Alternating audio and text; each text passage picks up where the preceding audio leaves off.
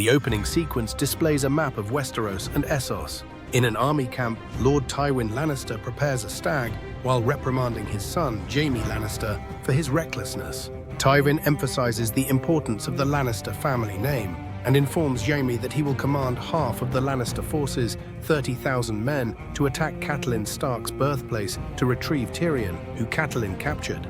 Tywin stresses that the Lannisters must inspire fear to survive. Jaime is bothered by their negative reputation. In King's Landing, Littlefinger is with two prostitutes, criticizing one for her lack of believability during seduction before launching into a story of a past lover. Elsewhere in King's Landing, Arya Stark performs menial chores in a dark stone room. In a dimly lit room, Arya Stark is confronted by an Iron Islander, the son of Balon Greyjoy, for her disrespectful address. Their argument is interrupted by a bald monk who inquires why Arya traveled so far south. Arya replies that she had intended to go further, fearing the return of ancient nocturnal creatures. North of the Wall, Samwell Tarly and Jon Snow spot a lone rider returning to the Wall, discovering it is Benjen Stark's horse, without Benjen. In King's Landing, a mortally wounded King Robert Baratheon is attended by his family and Ned Stark. Robert dictates his will to Eddard, naming him Lord Regent and Protector of the Realm until Joffrey comes of age, and urging him to help Joffrey rule justly. Before dying, Robert expresses concern about Daenerys Targaryen and dismisses his council, save Eddard. Robert dies, leaving Eddard grappling with the succession and the threat to Daenerys. Eddard orders Varys to halt the assassination of Daenerys, but Varys claims it is too late.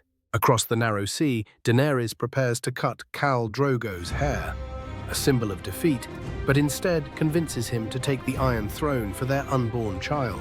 As Daenerys and Ser Jorah discuss her claim to the throne, Jorah receives a secret message hinting at ongoing schemes. In Essos, Daenerys and her handmaidens encounter a wine merchant who recognizes her as the Khaleesi, and Ser Jorah quickly corrects the man's assumptions about her title and origin. Daenerys asks to taste the wine, but Ser Jorah deems the Dornish swill unworthy and suggests nectar from the arbor, which the merchant agrees to provide. When Ser Jorah questions the merchant about support for Daenerys in Westeros, and the merchant's response displeases him, he has the man beaten and tortured, while Daenerys seems disturbed but ultimately allows it. At the Wall, Night's Watch recruits are addressed by a recruiter who emphasizes that the Watch accepts all, even criminals. Jon Snow and Samwell Tarly discuss their anxieties about joining and are assigned as steward and ranger respectively. Another recruit, who follows the old gods, expresses his intention to serve with Benjen Stark if he becomes a ranger.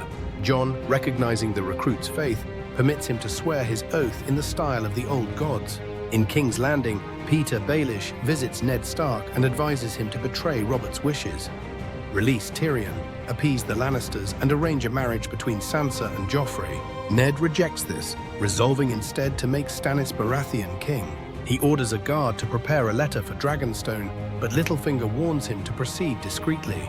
Ned confides in Littlefinger about the Queen's knights and men-at-arms, and seeks to secure the loyalty of the 2,000 men of the City Watch.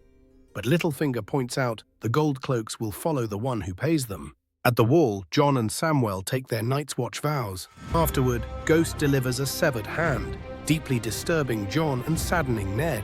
In Essos, Daenerys' men tie a suspected poisoner to a post, where Ser Jorah explains that the man will be burned alive, a sentence Daenerys approves. Khal Drogo embraces Daenerys as the man is set ablaze, and later vows in Dothraki to her amidst tribal rituals. The Dothraki then begin their journey, dragging a nude man behind their caravan.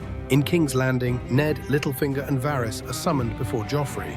Littlefinger informs Ned that the City Watch is under his control, and Ser Barristan brings the letter bearing King Robert's seal.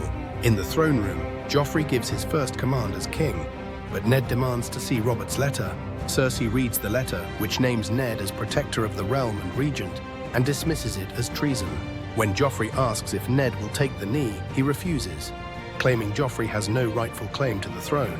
Cersei orders Ned's arrest, and during the ensuing chaos, Littlefinger betrays Ned, holding a knife to his throat and declaring that he warned him not to trust him.